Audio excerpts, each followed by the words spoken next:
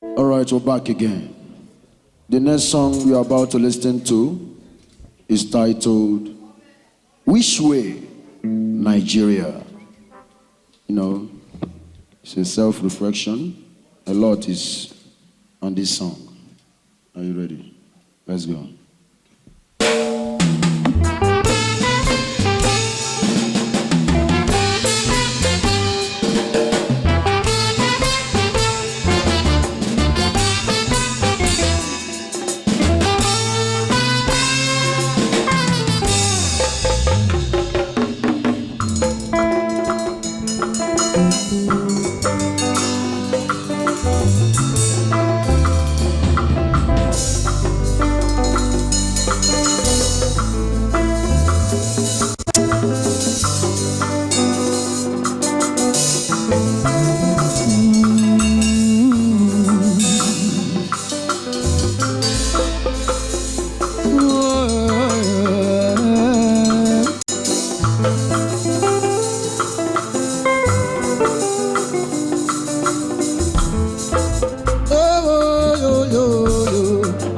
Prof Onye Egwu ajụjụ ka nji bịa enole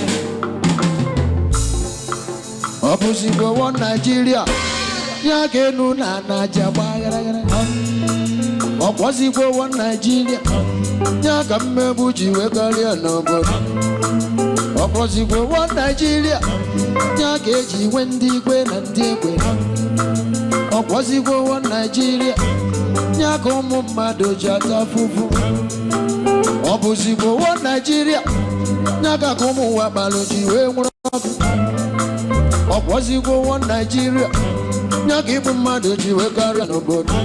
My country people, please, I want to ask, is this the Nigeria they promised us? Upon the bad economy, we still they pay the task.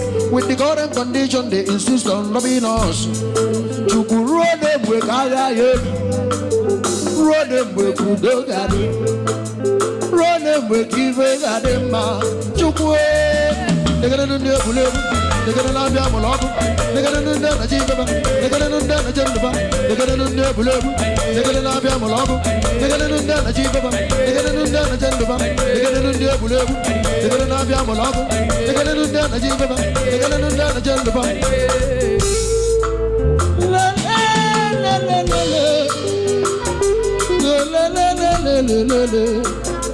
Alile kwebe ajojo kanjibe opposite one Nigeria where be say day by day if ana kawanye njo abara ise mbago mbago swallow mbago mbago cement mbago mbago ibeli mbago mbago abara ise mbago mbago swallow mbago mbago cement mbago mbago ibeli mbago mbago ebedi ngasa ngasa ibedi mbosa mbosa omo wana bezi abenu magive na afia alunu chukwu wele nwa so bia buela anya onu chukwu wele njonjo so bia bola anya obo chukwu olisa akwalele ka nna akwa ọrụ obodo ube ka nnebe magonuru nwanna banoso onulube nwanna banoso onulube nwanna banoso onulube nwanna banoso onulube nwanna banoso onulube nwanna banoso onulube nwanna banoso onulube nwanna banoso onulube nwanna banoso onulube nwanna banoso onulube nwanna banoso onulube nwanna banoso onulube nwanna banoso onulube nwanna banoso onulube nwanna banoso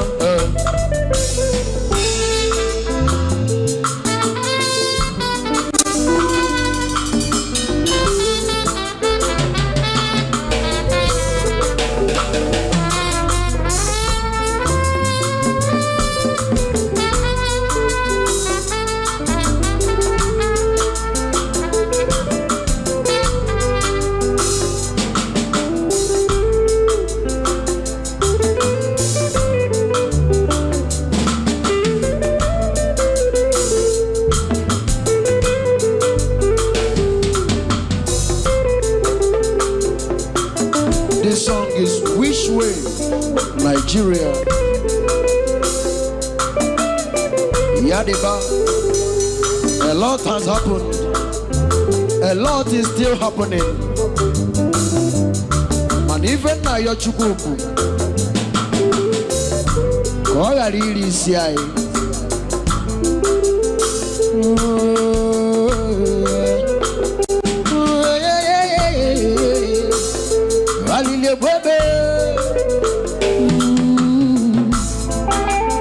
bụzikwa one Nigeria ya ga-enu na Najaba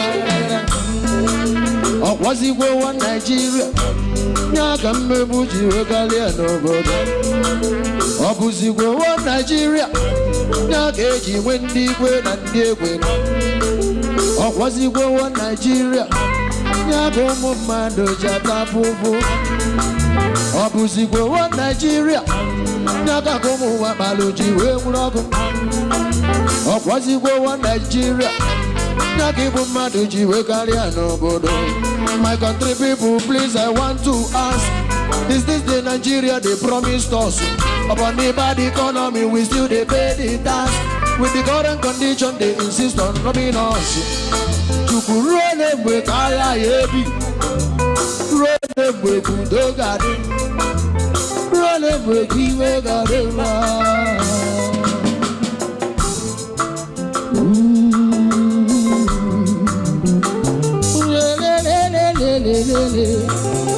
Alile webe ajuju kaje obuzigbo one Nigeria ya kenu na Najabwa